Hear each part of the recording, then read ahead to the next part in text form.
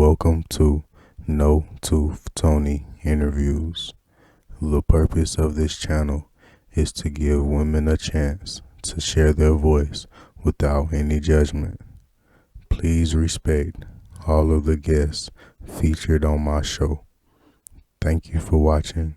I hope you have a great day. Alright, so today I have Ms. Big Nesh, and she is the owner of On the Couch, which is a upcoming talk show podcast um show, and she has a lot of ideas and plans, and she's really been networking, promoting herself, and planning the right way in a professional and business manner on how she's going to go about this.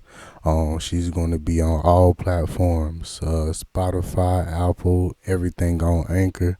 And one day, hopefully, she'll be on YouTube and on TV.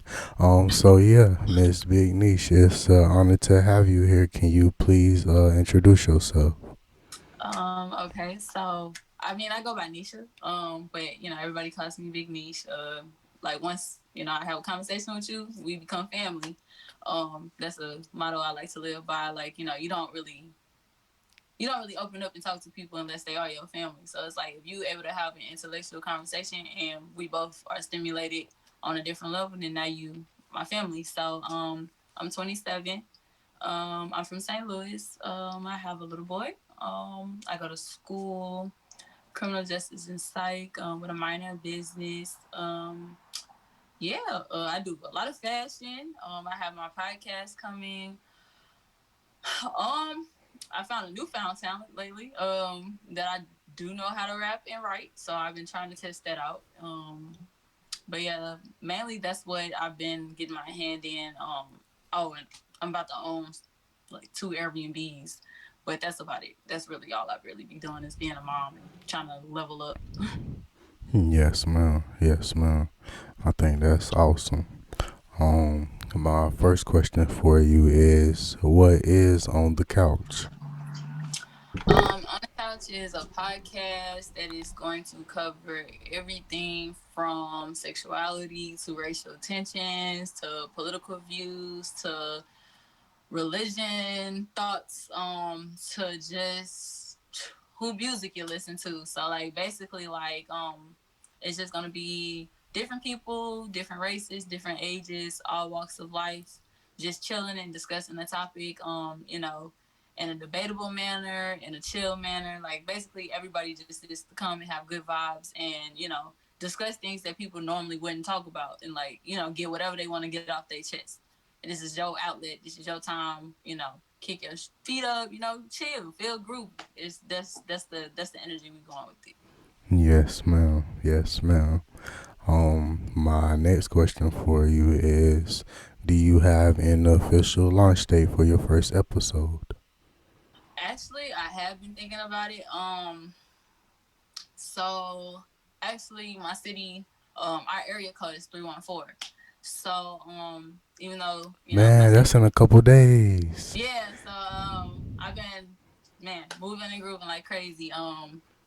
So I'm thinking, yeah, I think I'm gonna do 314 Day because that's the city that made me. That's the city that raised me. So that's the city that's gonna pay me. Gotta show love to where you come from before you conquer the world. So I think I'm gonna pay homage to my city and launch the very very first episode on March 14th. Yes, ma'am. Okay, so 314 is in St. Louis, isn't there? Well, I may be wrong, but correct me. Is there such thing as called 314 Day, wherever it's Yeah, a lot of food and events and stuff happening in Missouri, St. Louis? yeah. We do. We have 314 Day. Everybody normally tries to stay in good spirits. Everybody's outside. Most people go shop at St. Louis owned stores, St. Louis owned restaurants. Literally like they're just celebrating like where you came from and like you buy products that are St. Louis based. Basically like you celebrating the city that made you. And everybody's literally nobody's really in the house. Everybody throws parties, there's barbecues. Everybody's literally in high spirits, and I'm not even sure why, but that's just been a thing since I was a kid. Like literally, 314 Day has been a thing, and I used to be a straight youngin, like ready to get active, like couldn't even be dropped off nowhere yet. Like, yeah, wait till I turn to a teenager. Wait till I get to college. Like, wait till I'm outside on 314 days. So like everybody was looking forward to that. That's awesome. That's awesome. My next question for you is, okay, so what is the first topic going to be for 3 on March 14th? So we're gonna do the makings of a black woman. Basically, there's gonna be different people on there, men, women, different races. They're gonna sit and they're gonna actually discuss what they think a black woman should be and shouldn't be. And I think the topic gonna be interesting because, like, you know, a lot of people just come up with these deceptions that black women are one thing or they're another or they're not this or they're that or they saying you can't be this and can't be this at the same time. So I'm really real life interested to real life here because I am a black woman myself and I could say what type of black woman I am, but to the next person I may not be that to them. So it's like I'm really curious to hear what everybody has to say they think a black woman is. Yes, ma'am. Yes, ma'am. I'm curious too. Um, all right. So my next question for you is, you're in school right now for criminal justice psychology and a minor in business. Am I correct? Yeah, All right. So, yes. What would you like to do with your 3 degrees? honestly I don't. I'm not even For joking. real. I'm just gonna be honest. I don't really plan on using them. I just wanted to add them to my resume. They like to see, you know, most black women like it take us a long time to build our resume. So it's like, if I can come with a powerhouse resume, like no matter where I step on the scene, whether I'm the owner, whether I'm trying to become the owner, or whether whatever the case may be, if I got to vouch for the next person to get them off the ground, I want to be a powerhouse, like for black women. I want to like stand on business. Like I want them to feel me. Like, oh, like when they think of educated black women, sometimes they be like, oh no, she educated, but she ain't go to college, or she educated, she ain't finished high school, and so I want them to see that and see that resume and be like, oh yeah, she's standing like she's strong. So like the next person who got the vision and the idea, if they got somebody backing them that's a powerhouse like me, then yeah, they gonna feel both of us, and from there you unstoppable. Yes, ma'am. Yes, ma'am. Um, my next question for you is, what are your favorite classes that you took so far? Uh, um, well, let's see. I had a creative writing class. I found that like when you do a creative writing class, a lot of those English teachers they be a little more open minded about writing. So they literally let you develop your imagination and your creative skills in a different aspect than most teachers would. So I would say that one, and then I took a speech class.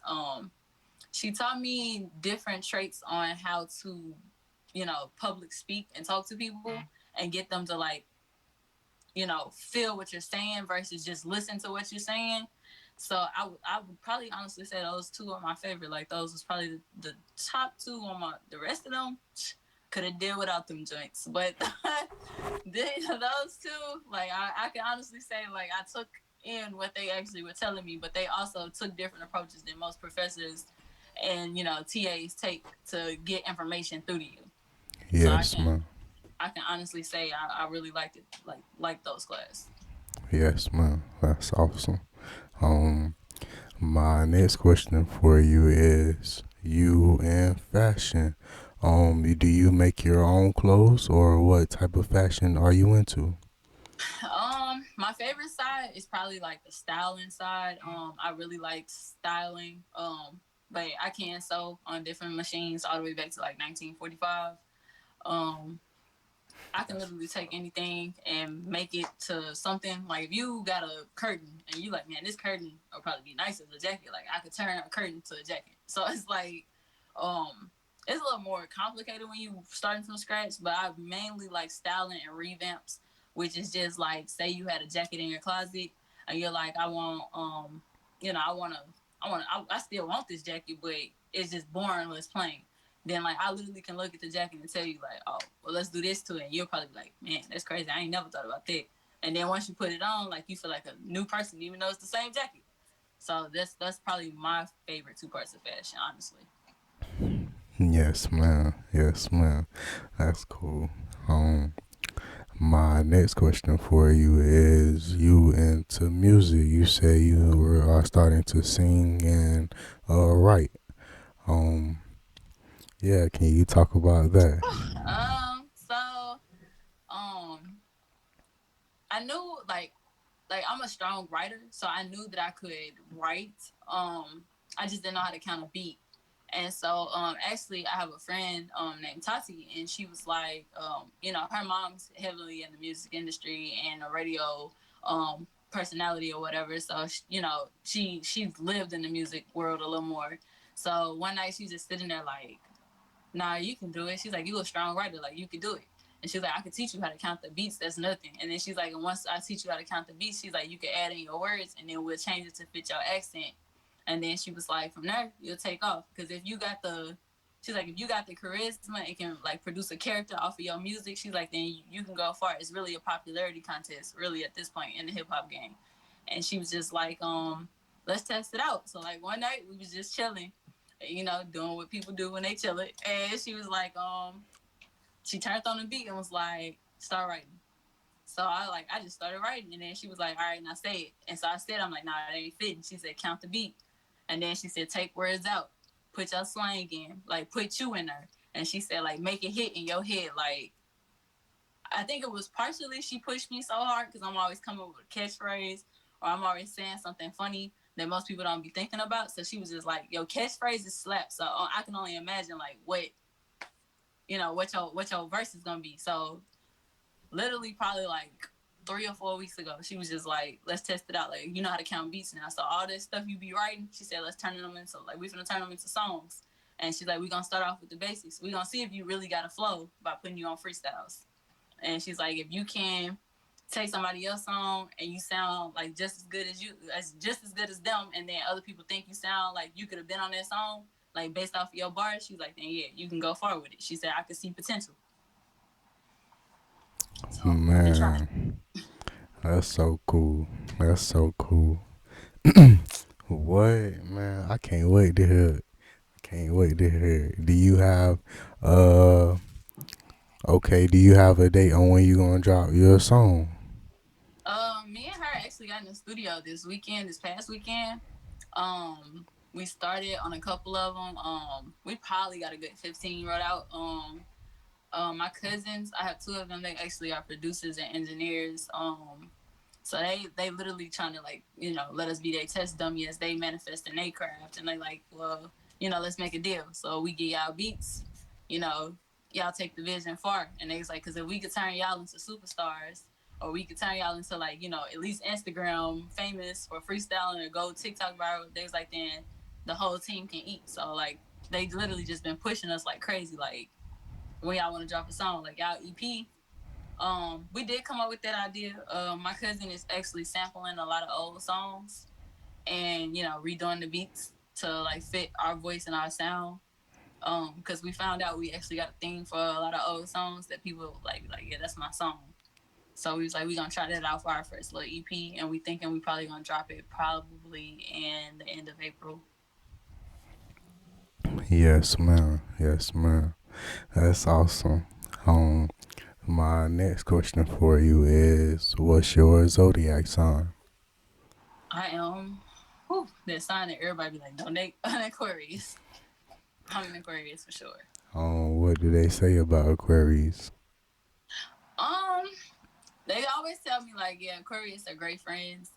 You guys are evolutionary in loyalty. That is our downfall. That is our strength. Um, they often tell me like, y'all stay loyal to people y'all shouldn't, and that's gonna always be the despise of y'all, like y'all downfall at all times, because y'all trying to help the next person before y'all help yourselves. And so, typically on the friend tip, we'll give our all, and if we walk away, we walking away silently, because you gonna miss our presence more than you gonna miss us, blowing up about it. Because we know when we're wrong, and we don't even have to speak on it, but you're gonna know that we know by the fact that we disappeared. And then like dating wise, oh god, when I say everybody, it's not a time in the day where I don't hear like Aquarius are nuts to like we're just nuts to date. Like they just be like, yeah, once they in love, like you gonna know you got them in love. But like if they don't got no emotions, just stay out their way because they gonna love you good, like they like you, and then they not gonna have no emotions at all. Like they just good vibes, good aura, good energy, and they just make you feel wanted and welcome. But that's just a persona. That's just our persona. Like that's what they say about us. Like that's just our persona. Yes, ma'am. Yes, ma'am. That's awesome. Um, my next question for you is, what's your favorite color? Um, let's see. I would say black. I like black a lot. I'm not the black on black type of person, but I majority wear black. If I had to be honest, yeah, that's probably my favorite. Yes, ma'am. What are your five favorite foods? I eat like a linebacker of a football team, so I'm probably gonna have to go with pizza, fries, bacon cheese fries, probably as a whole with the fry thing. Burgers are it thing for me. I got a big infatuation with sandwiches, like honey ham sandwiches and stuff. Um, and I'm probably gonna say like Alfredo, probably yeah. Yes, ma'am. What is some slang that's used in St. Louis that's not used anywhere else? Um, we just said a lot of stuff that's like past the dead and gone.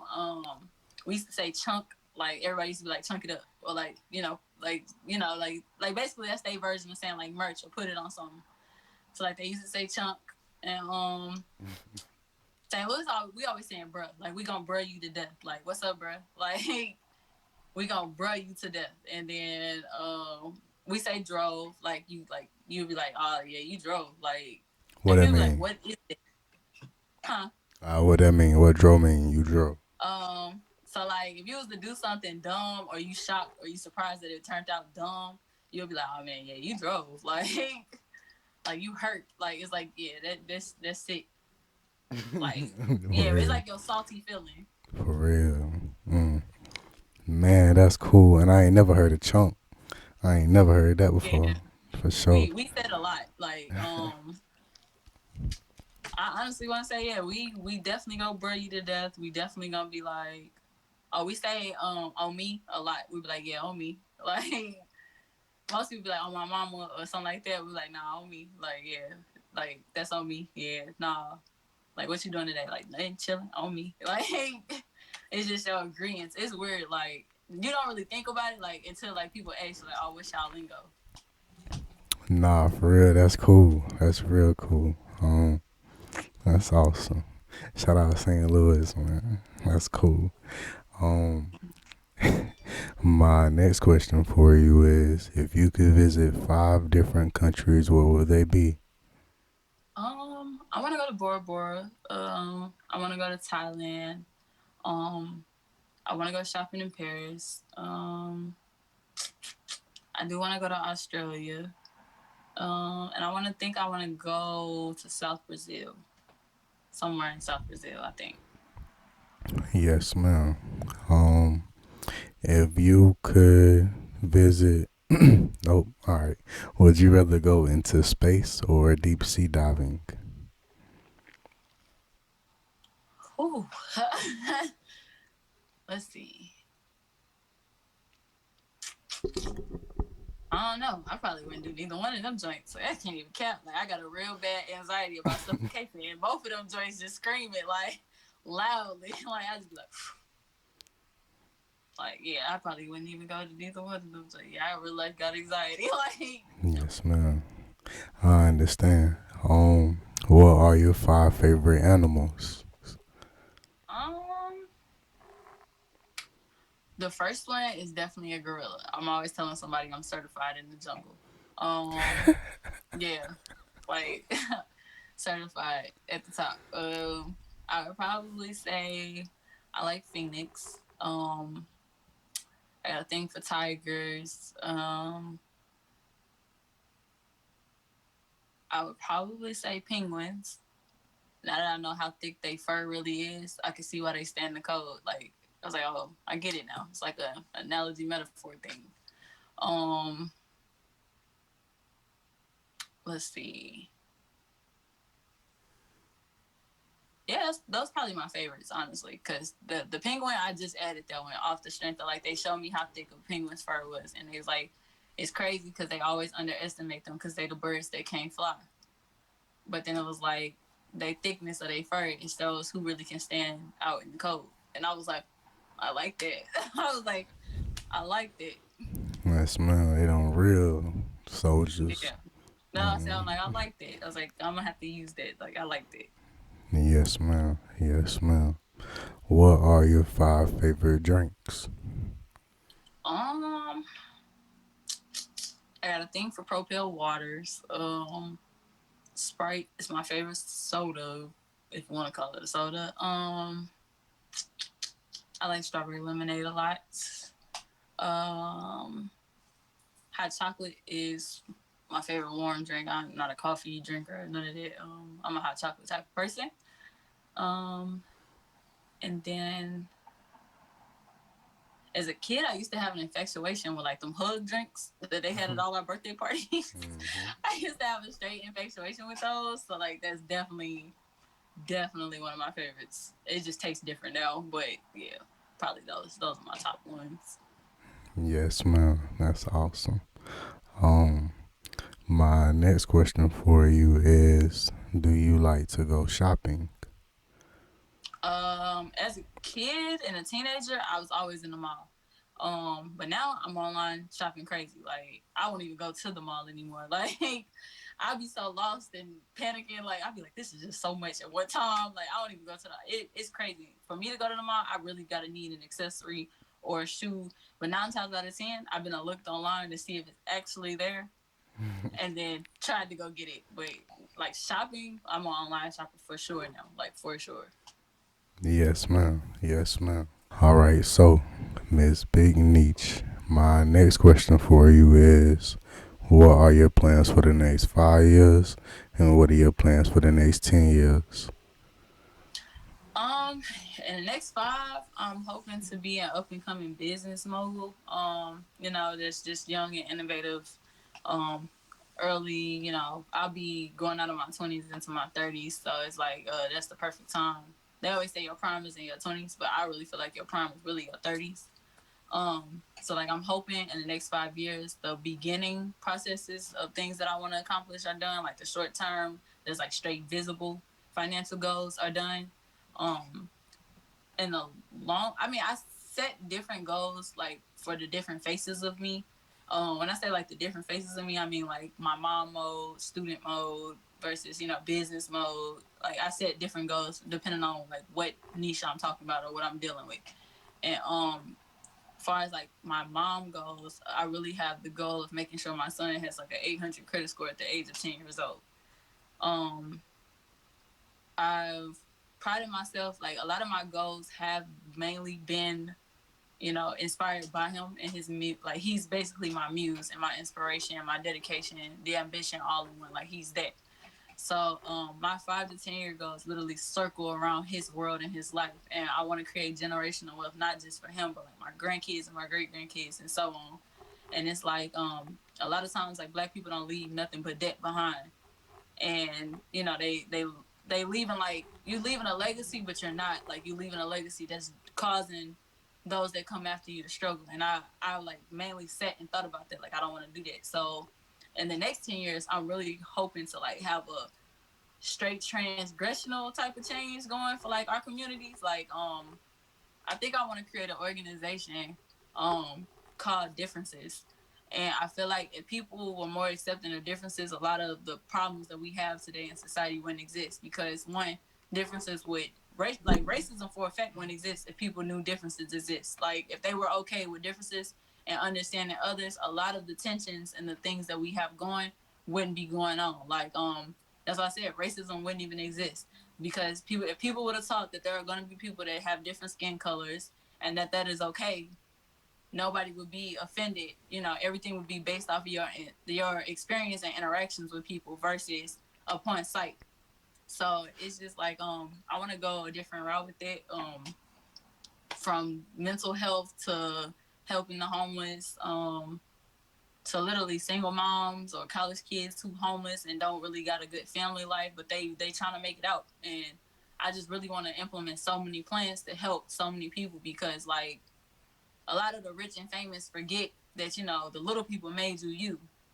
So it's like you got to turn back, and like when you take away the cars, you take away the cribs, you take away all the jewelry and all of that stuff. At the end of the day, you was one of them.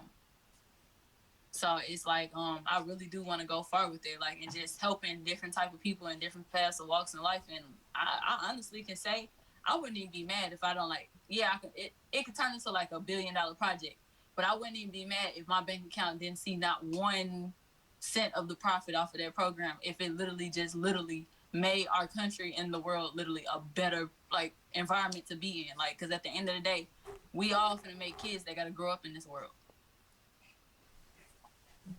Yes, ma'am. I agree. I agree. My next question for you is, what would you like to tell the future generation of women? It's okay to be you. Don't let like society stereotype you. Take back your sexuality, take back your charisma. Whatever you do with yourself, stand on it. Be you. Don't let the judgments of others tell you that, you know, you can't be the next thing, whatever you want to be, or don't let the sexist tell you, you know, dudes do this. And I literally just want females as a whole, they're underrated.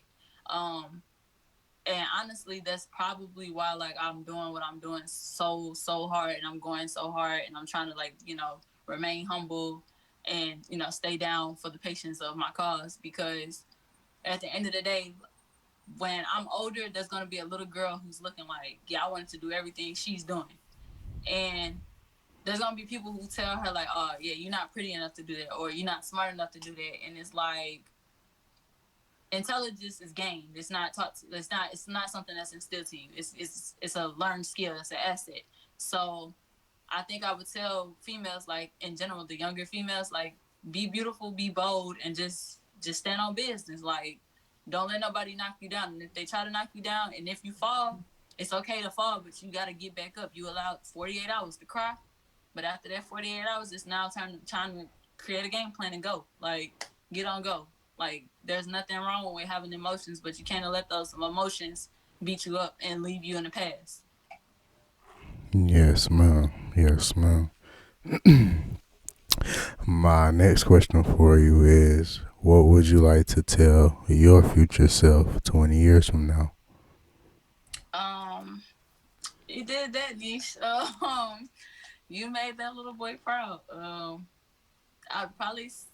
honestly would probably, if I real life could actually do that, like the older me come back and talk to the younger me, I would probably end up in tears, because I would probably be on some, like, you know, like, you did it. Like, despite everything that was against you, despite all the bad that you had happen to you, despite all the things that you went through, you made that little boy proud. Like, and he's standing there smiling, and he's a happy, healthy, functioning young man in this society. Like, I would really like in 20, yeah, he'll be 25. So I would really like for my young adult son to look at his mom and be like, you know, I want him to look at me like the world look at Martin Luther King. Like, that's my goal as a mom. I want him to be like, yeah, I'm proud of her. Like, she had a dream type stuff. Like, I want that emotion. And like, people be like, oh, that's the pursuit of your happiness. I say, yeah, literally, the pursuit of my happiness changed March 7th, 2016. Like, that's the pursuit of my happiness. If I don't make nobody else proud in this world, the one person I'm literally determined to make feel proud and to be proud of me is him. Literally. Yes, ma'am. Yes, ma'am. Are there any shout outs that you would like to make to your friends or to your family? Um, my mom, my dad, they're golden. They are amazing. They're like probably, people always be like, you wish you had parents like mine, but I would literally say that in a cocky way. Like, I would be lost without them. My grandma, sorry. My grandma is this amazing, strong black woman. it's crazy because you know they say the old generation they be stuck in their ways. But in my 27 years of living, I can say that woman has shocked me more than anybody on this planet. I used to listen to her say she didn't support certain things and she wasn't open minded, but now that's probably why I'm so open minded. If I saw somebody from her generation take on views and ways of life and accept people the way she does and love people the way that she does with no regrets, like I can honestly say, yeah, that lady is she deserves the world's largest shout out. Like people, man, my little guy, he is everything. Um, like I said, he is me and I am him, and there's that. And then my friends, Unique, Tati, my son's godparents, they are amazing as well. Um, my brothers, I'm the only girl, so my brothers are everything. They don't miss a beat. And then even my son's father, he is really, really, really, really, really supportive of everything I do. A lot of people really don't have that. A lot of single black moms, they can't really speak that highly of their child's father. You know, statistics show that black women, when they not with their child's father, it can be toxic and messed up. So yeah, he definitely deserves a shout out because he definitely is a team little guy with me all the way. From everything that I do business wise, literally to everything that I do on a day to day basis as a mom, he definitely is right behind me, trying to make sure I stay on point for him. So yeah, my friends and my family are definitely a big influence, and they definitely deserve the world's largest shout out. That's yeah, pretty much. I'm more of a family person. I call my friends family. Um, a lot of my friends, they not really, I don't really consider them like friends anymore. I be like, oh yeah, that's my sister or that's so and so. Like I told you, once you here with me, we locked in for life. Like you can't go nowhere if you try.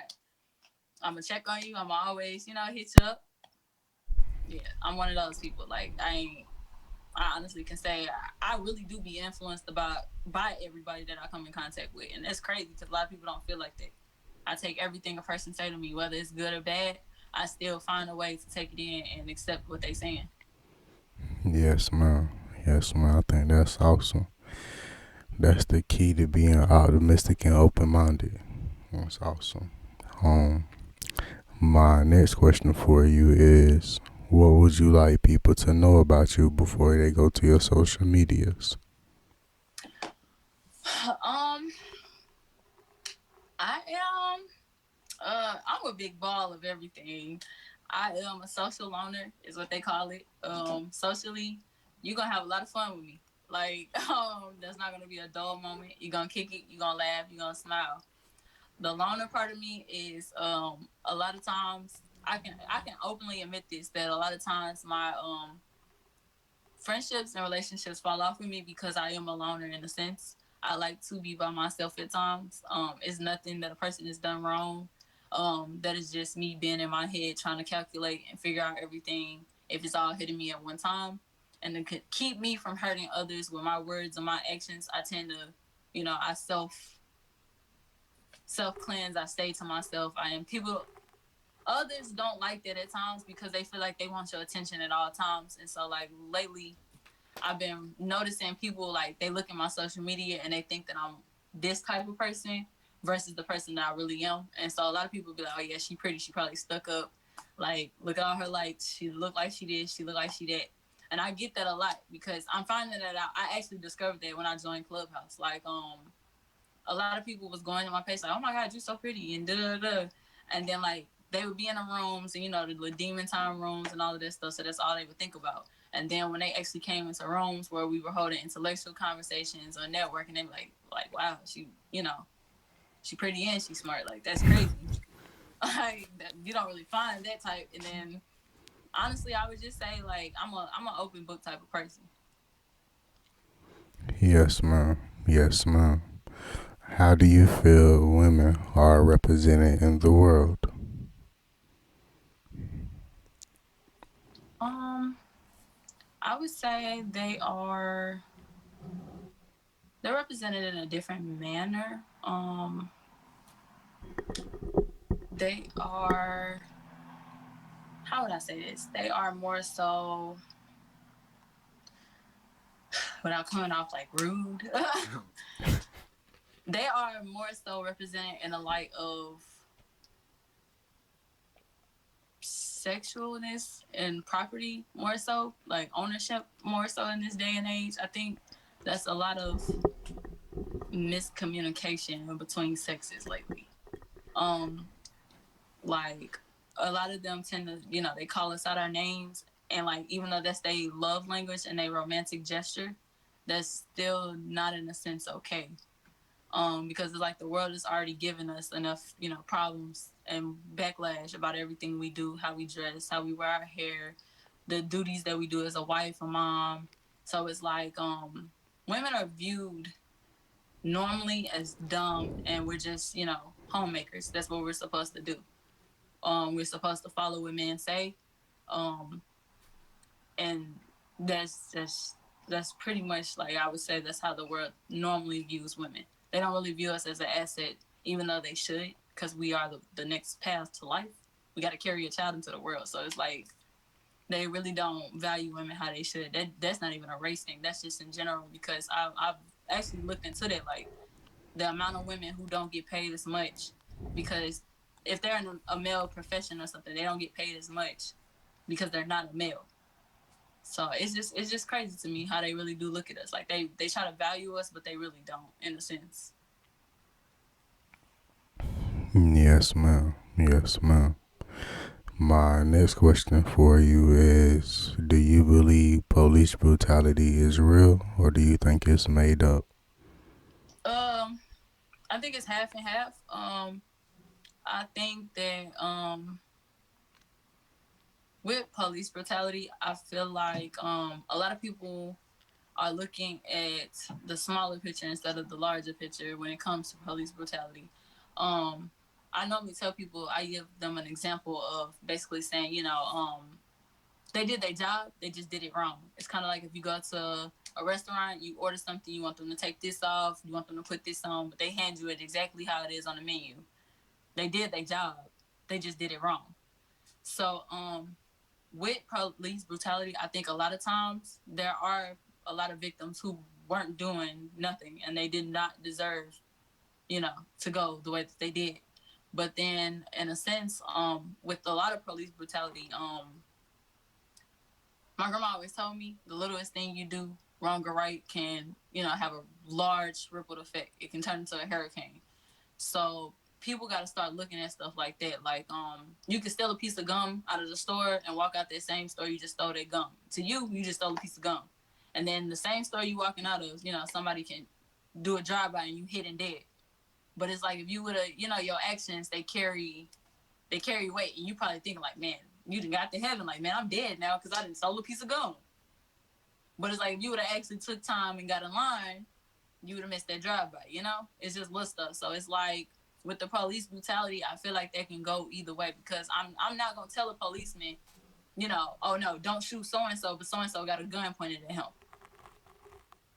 But I think that, like anybody else, they need more training on that. Yes, I do. They humans like us. They have regular days. They have bad days. They go through things. So yes, I do believe that police do need to be psych evaluated a little more. I do think that after every shooting or after everything they witness, after so many weeks and days, they do need to be talking to somebody to get help. They are still a human. They're not a program robot. So it's like you never know what a person's going through. Like they tell us every day. So it's like a lot of times, in my opinion, when a policeman says that he did not mean to do something to somebody, typically there's something else that was going on. You never know. Like, buddy, wife could have died. Things. He's still a human. So it's just little things like that. I feel like people should take in consideration with that, instead of looking at, oh, he beat the hell out of a black dude, but the same black dude he beat the hell out of, just slapped the crap out of him. So it's just like you gotta pick your battles. Yes, ma'am. Yes, ma'am. My next question for you is, can you send a positive message to the negative people who believe police brutality is okay? I would say put yourself in um the shoes of not even the victim, but I would say put yourself in the shoes of the victim's families. You have to be empathetic towards the person's situation, no matter, how you feel towards it. You should still be empathetic towards human loss of life. And people, that's why I said a lot of people are losing their moral consciousness when it comes to like certain topics. And I would say when you are automatically saying, "Oh, that person's guilty because they was doing this or they was there or whatever the case may be," you should literally put yourself in the shoes of the person that they not about to go home to. So it's like that's what I would say to them. Like you gotta place yourself at all times on how what would I do if I was in this situation or how would I feel. And you can't sit here and tell me there's nobody on this earth that can sit here and tell me that your black son or your black daughter or your black husband, or even if they not black, even if they are killed by the police and they another race, you can't tell me that's not gonna hurt you, that that they're not coming home to you for police brutality. It is. Like it's gonna hurt. So that's what I would say to the people who saying like, oh no, so and so deserved it. No, so and so didn't deserve it. That person shouldn't play the hand of God, off of the strength of they feel like, oh, I'm gonna punish them. I'm gonna make an example out of them. No, you shouldn't. You shouldn't do that. Like let the world deal with them how accordingly. Yes, ma'am. Yes, ma'am. Can you send a positive message to our brothers and our sisters on coming together? Whew. Honestly, black people, y'all got a lot of growing to do. Y'all shunning out black kids because they not talking black enough for y'all. Y'all shunning out mixed kids because they got another side of them that they deal with. As a whole, they still black. They still you. They go in the store and they gonna get watched the same way you gonna get watched. Um, I would say we gotta find a common ground. If we gonna go out there and yell the names of the Black Lives Matters victims, we need to go out there and yell the names of the kids who get gunned down every day by somebody in our own on our own blocks. Like we gotta level out the playing field. Like y'all gotta make it make sense. Like y'all can't yell one name and say Black Lives all like Black Lives Matter, but y'all not yelling that all Black Lives Matter. Y'all just screaming one situation or one form of Black Lives Matter, and that's not fair. That's not fair to the young mother who's grieving her 5-year-old that she was pushing on the swing, and so decided to shoot up his trap house. Or that's not fair to say the young teenagers that was at the courts hooping, he deserved to die, and he don't get he nobody's marching his name because he was in the wrong place at the wrong time and he looked like somebody. So that's why I said they gotta level the playing field. If y'all gonna scream Black Lives Matter, make sure you let them know. I'm not okay with so and so killing, little kids and people who innocent in my neighborhood either. But I'm not gonna help you get rid of us either. So it's like y'all gotta level the playing fields. If y'all gonna rid the system and rid everybody that's trying to take us out, you gotta start with the ingredients that are in the camp that are deceiving us. Like you can't just go out and try to conquer out the world when we not even like we don't even got a game plan. Like nobody is standing behind each other. As soon as you say something that the next person don't like, they all of a sudden, oh no, I ain't with that no more. Like everybody want to take 10 steps back. But at the end of the day, like everybody gonna need everybody. If you gonna get the job done to scream that you want a difference and a change made, nobody's gonna see validity if you saying, oh, Black Lives Matter, but then you got black people killing black people. Other races ain't gonna respect you anyway. Like it's just not gonna make sense. I wouldn't even if I was white and you tried to tell me that Black Lives Matter, but you giving me reasons. Oh, because a white person killed a black person, but you're not speaking on the black people killing black people.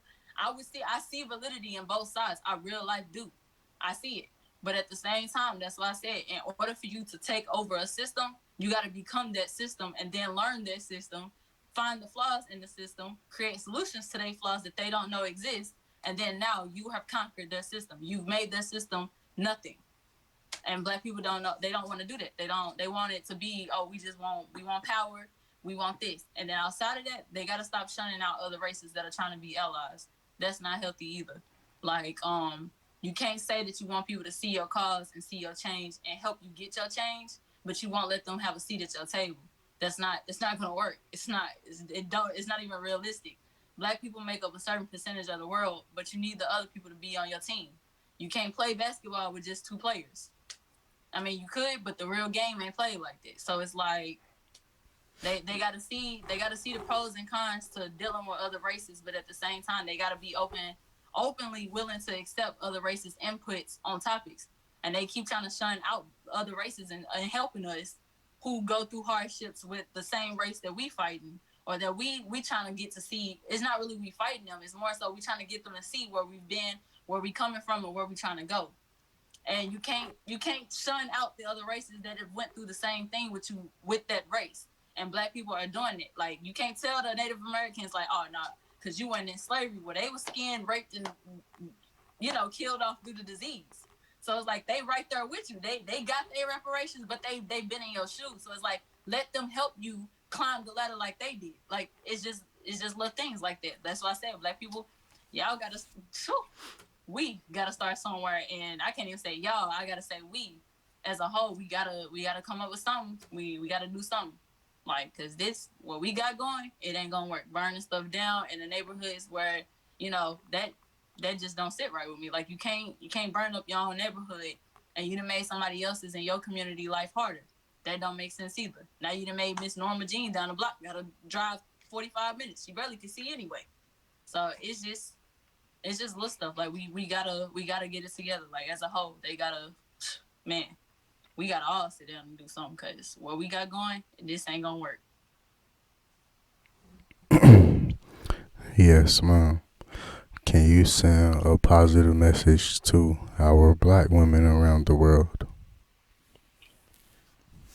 Um, Black women, black little girls, black teens, you are beautiful. That curly kinky hair, that long loose hair, that short afro, that those pretty waves, beautiful. Your melanin skin, dark light, albino, baby, you are it.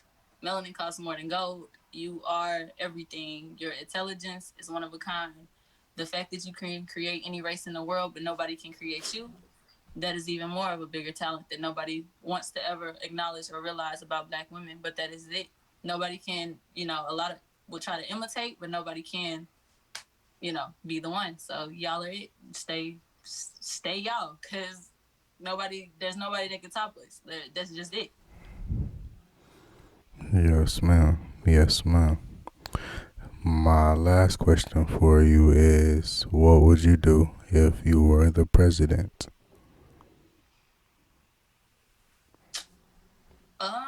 If I was the president, I honestly would create a new party. I don't want the Republicans, and I don't want the Democrats. I would create a new liberal party containing all races, different ages, different culture, views, morals, values. I would create a whole new, a whole new setup. I would. I literally would. Um, you can't keep having people, who are old. I would say you can't keep having old people who've lived in a different time try to run the country into a future time because they won't be here. It don't make sense to keep the same rules, and the world is changing every day. It's updating. You can't keep applying the same things because eventually it's gonna outdate like a system. So as a president, yeah, I literally would create a brand new party that actually functions for the people. Um, I would say like they need to get out there and get active. Like, it's more to just what laws, what big cases we need to take on. Cause we got way bigger problems that other countries got, but everybody idolizing against our country. So it's like I would say we need to start at home, and that's what I would do. I'd probably do a clean sweep. I can't even cap. I'd probably just get to going through the White House firing people happy, like Oprah. Like you get fired, you get a fire, you get a box. Like I'd just be going through there, just firing everybody. Yes, ma'am. Yes, ma'am. Well, you have my vote, Miss Big Niche. I would like to tell you thank you so much for coming on my show. Is there anything that I didn't ask you, or is there anything that we didn't talk about that you would like to say? No, I really do appreciate you inviting me to be on your show. This has been like my first little, YouTube interview, so I really, really do appreciate it. Not gonna lie, I was really nervous about it. But I am really glad that I did get to do it. And I definitely appreciate, you being the first person to, break the ice and help me get comfortable with it. Your energy is great. You are golden. Yes, ma'am. Thank you again, Miss Big Niche. Thank you. Thank you.